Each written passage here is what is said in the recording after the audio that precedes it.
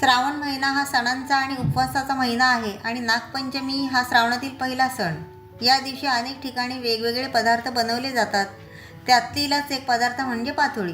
हा पदार्थ मी तुम्हाला आज बनवून दाखवणार आहे, तोही सोप्या पद्धतीने. व यावरील नक्षी तुम्ही पाहू शकता किती सुंदर आहे. ती कशी आणायची व काय वापरायचे आणि मऊसूत न फाटता कशी बनवायची यासाठी टिप्स सांगणार आहे. चला तर मग सुरुवात करू.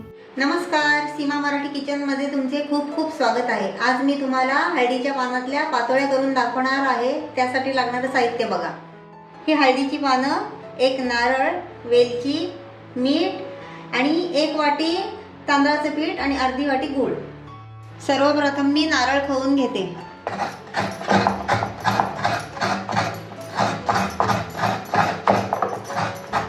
आपला नारळ खवून झालेला आहे. जर तुम्हाला नारळ खवायचा नसेल तर नारळाच्या मागचा काळा भाग सोलून त्याचे बारीक तुकडे करून तुम्ही मिक्सरला सुद्धा वाटून घेऊ शकता. हा 1 वाटी नारळाचा चव तयार झालेला आहे. त्याच्यासाठी अर्धा वाटी गूळ घ्यायचा आहे. आता आपण पातोळ्या बनवण्यासाठी लागणारं सारण तयार करून घेऊ. ह्या नारळाच्या चवामध्ये आधी गूळ मिक्स करून घेऊ.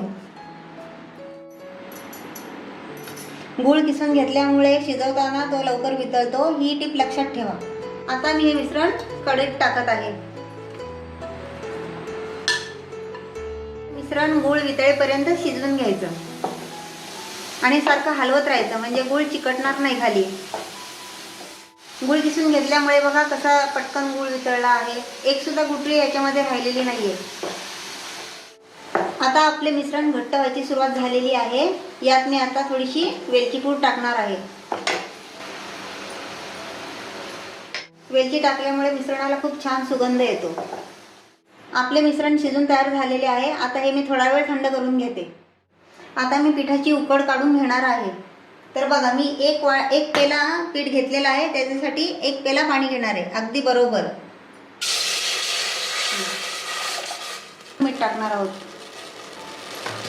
आणि थोडंसं तेल टाकायचं. आपल्या पाण्याला उकळी आलेली आहे. यात मी आता तांदळाचं पीठ घालत आहे. आता हे पीठ मी चांगले मिक्स करून घेत आहे. आता आपण याच्यावर झाकण ठेवून थोडा वेळ वाफ काढून घेऊ. आपल्या पिठाची उकड तयार झालेली आहे. आता याला मी थोडंसं कोमट झाल्यावर मळून घेते. कोमट असतानाच मळून घ्यायचं, जास्त गार झालं की याच्यात गुठळ्या तयार होतात. या पिठाला थोडंसं तेल लावून मळायचं, म्हणजे पिठाला चांगली चकाकी येते. आपलं पीठ पूर्ण मळून तयार झालेलं आहे. आता याला मी थोडा वेळ थंड करत ठेवते. आता आपण पातोळ्या करायला सुरुवात करूया. सर्वप्रथम मी हळदीचं पान घेते आणि त्याला मधोमध असं कापून घेते.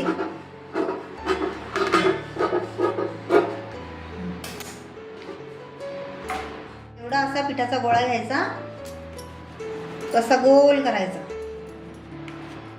आणि या हळदीच्या पानावर ठेवून असा थापायचा आणि जेवढा पातळ थापता येईल तेवढा थापायचा.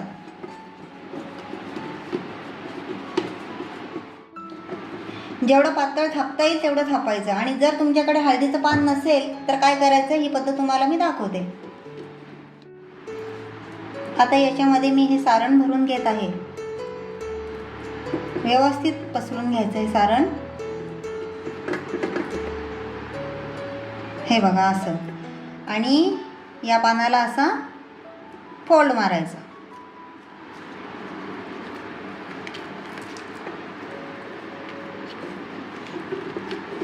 आणि हे बघा, हे असं बंद करून घ्यायचं. आता मी ही तुम्हाला दुसरी पद्धत दाखवते. हे असं पीठ घ्यायचं आणि हे असं पोलपाटावर लाटून घ्यायचं.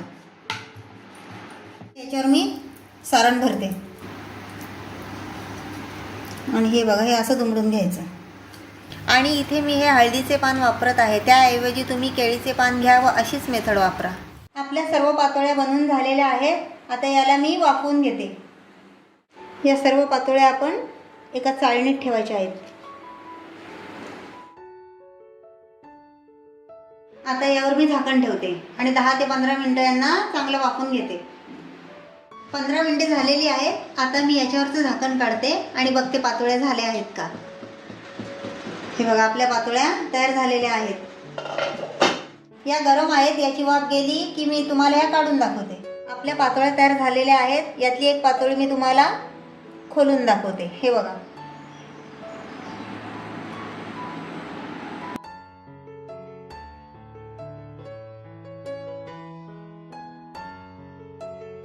ही एक पातोळी मी कापून दाखवलेली आहे. पूर्ण सारण भरल्यामुळे बघा ही पातोळी कशी छान झालेली आहे. नागपंचमीला बनवल्या जाणाऱ्या हळदीच्या पानातल्या पातोळ्या तयार झालेल्या आहेत. तुम्ही पण अशाच बनवा. आजची रेसिपी तुम्हाला कशी वाटली मला कमेंट करून कळवा आणि व्हिडिओला लाईक, शेअर व चॅनलला नक्की सबस्क्राईब करा. भेटूया पुढच्या व्हिडिओत. धन्यवाद.